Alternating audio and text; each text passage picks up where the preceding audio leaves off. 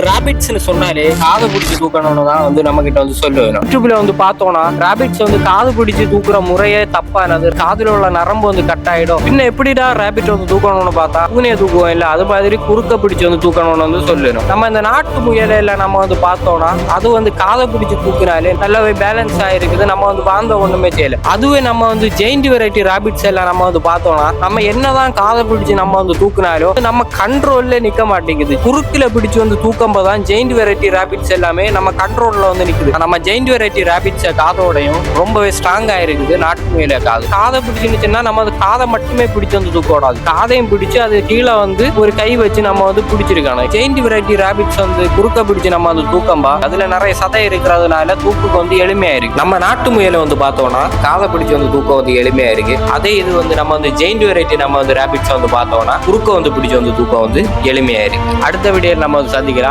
Okay, பாய் பாய்.